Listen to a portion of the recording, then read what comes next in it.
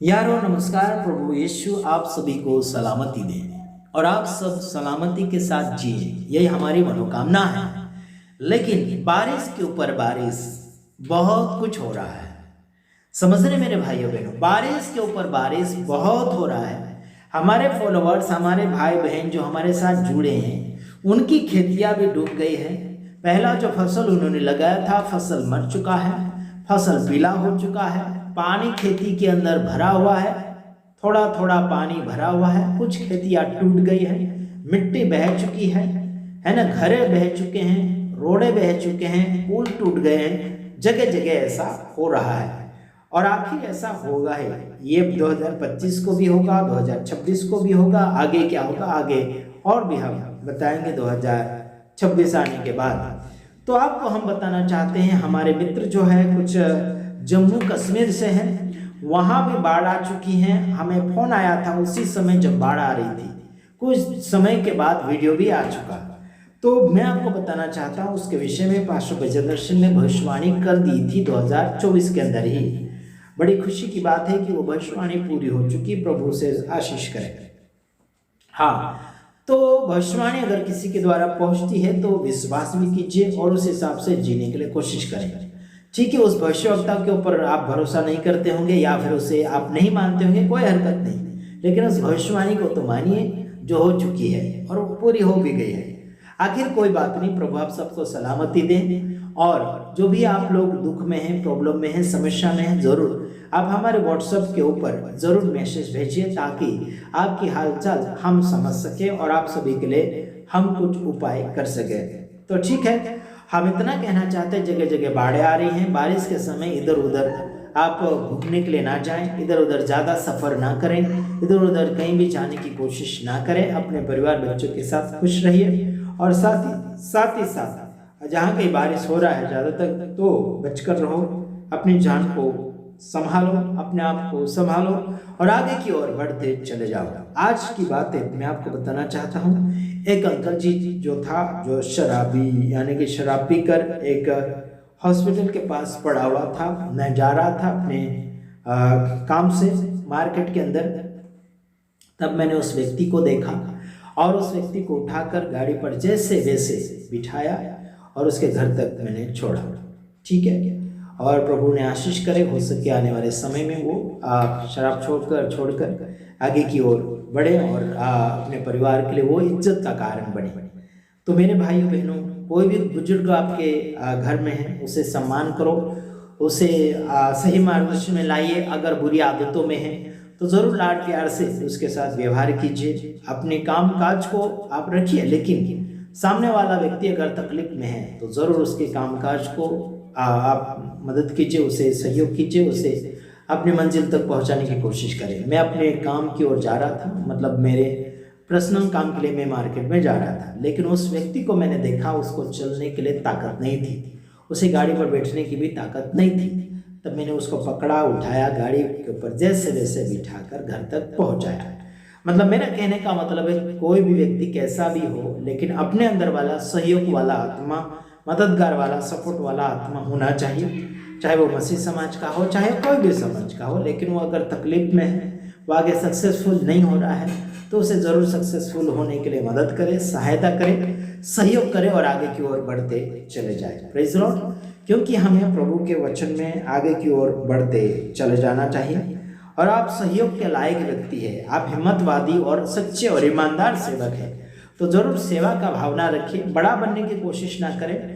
अगर आपके कपड़े अच्छा आपने पहने हैं तो ज़रूर ऊपर का कपड़ा निकाल दीजिए और रख लीजिए उसे, और उस व्यक्ति का सम्मान कीजिए, उस व्यक्ति को सहयोग कीजिए ताकि आप उसे उसकी मंजिल तक पहुंचा सकें। कपड़े खराब हो जाएंगे ये मत सोचिए, भले आपके कपड़े खराब हो जाएंगे, कोई हरकत नहीं, लेकिन उस व्यक्ति का मन जो खराब है ना, उस व्यक्ति का जो मन खराब है, उसे अगर आप सहयोग करते हैं, उसे मंजिल तक पहुंचाते, हो सकता है उस व्यक्ति का मन बदल जाए, उस व्यक्ति का मन सुधर जाए, अच्छा हो जाए। मेरे यारों, कोई भी संसार की चीज़ों के ऊपर आप मन भाव ना लगाइए, आगे बढ़िए। प्रभु आप सबके साथ हैं और बड़ा बनने की कोशिश बिल्कुल ना करें, छोटा बनकर रहिए। और क्या बनना चाहिए, लीडर बनने की कभी कोशिश मत कीजिए। है ना। दूसरों को अपनी सेवा कराने की कोशिश मत कीजिए, खुद आप सेवा कीजिए। प्रभु यीशु मसीह सेवा करवाने के लिए नहीं आया था, सेवा करने आया था प्रभु यीशु मसीह। और साथ ही साथ सेवा करने के लिए प्रभु यीशु मसीह ने अपने सेवकों को, मतलब अपने साथियों को, चेलों को उसने सेवा करना सिखाया था कि किस रीति से सेवा आपको करना चाहिए।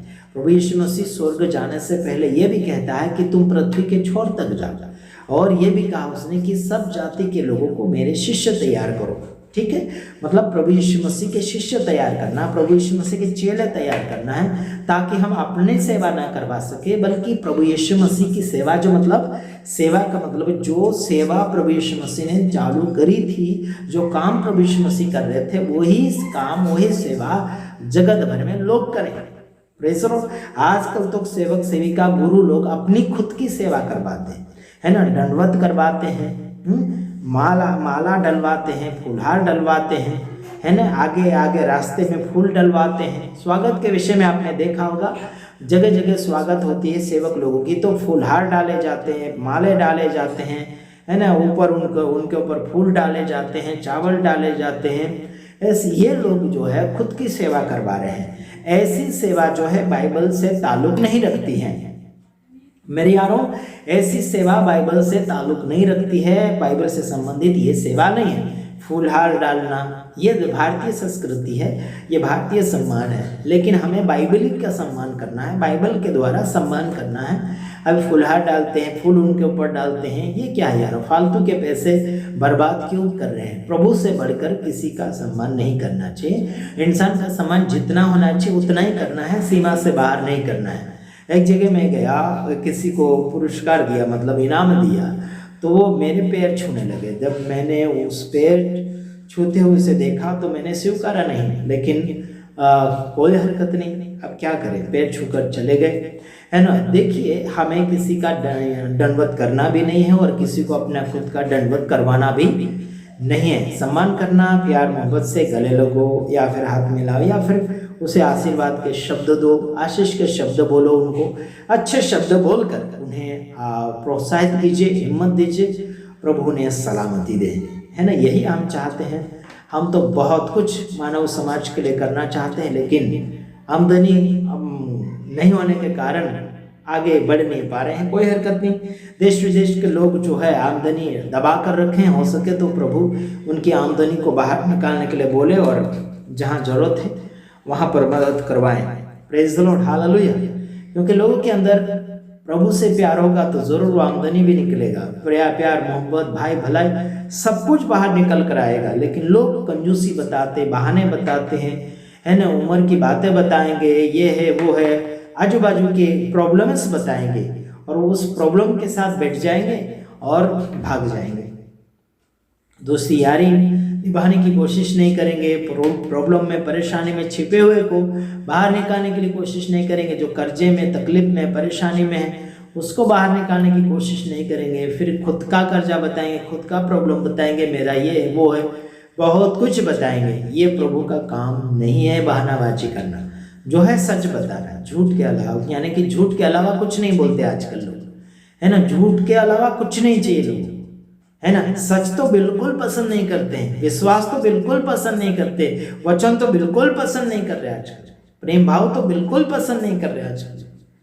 तो ध्यान रखिए, आगे बढ़िए, प्रभु आप सबको सलामती दे, वचन के साथ बढ़िए। प्रभु ने आपको और मुझे उसकी महिमा के लिए, उसके कर्तव्य के लिए, उसके काम को प्रकट करने के लिए, उसके काम को बताओ, परमेश्वर के काम को बताओ। आपने क्या सीखा, आपने क्या पाया, वो लोगों के सामने बताओ, लोगों के सामने प्रकट करो, गवाही प्रकट करो, आपके कर्म प्रकट करो।